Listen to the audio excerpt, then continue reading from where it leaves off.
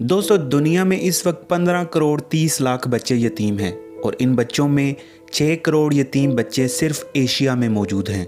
और इन बच्चों की तादाद इतनी ज़्यादा है कि अगर ये यतीम बच्चे इंसानी हाथों की जंजीर बनाएं तो पूरी दुनिया के गिर्द हसार बना सकते हैं। चंद मुस्लिम ममालिक इराक़, अफ़गानिस्तान, फ़लस्तीन और शाम में भी गुज़िश्ता चंद सालों से जारी आना जंगी के बायस यतीम बच्चों की तादाद में खतरनाक हद तक इजाफ़ा हुआ है। पाकिस्तान में भी यतीम बच्चों के हवाले से सूरत हाल मुख्तलिफ नहीं है। गुज़िश्ता अशरे में आने वाली नागहानी आफ़ात, बदअमनी के ख़िलाफ़ जंग, सेहत आमा की सहूलियात की कमी और रोज़मर्रा हादसात के बायस जहाँ हज़ारों अफराद अपनी जान से हाथ धो बैठते हैं, वहीं लाखों बच्चे भी अपने ख़ानदान के कफ़ील से महरूम होकर मुआशरती यतीम ठहरते हैं।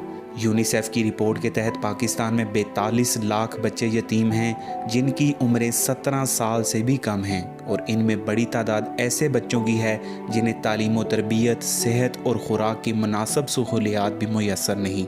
बदकिस्मती से रोज़ बरोज़ बिगड़ती माशरती सूरत-ए-हाल, कम आमदनी और समाजी रवैयों के बायस भी ख़ानदान के लिए उसका बोझ उठाना मुश्किल होता जा रहा है।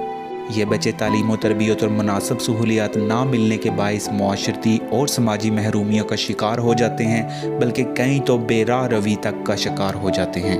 हमें ऐसे यतीमों की कफ़ालत का ज़िम्मा उठाना चाहिए और उनके ख़ानदानों के लिए कुछ न कुछ करना चाहिए ताकि वो भी एक नॉर्मल रूटीन की लाइफ गुजार सकें।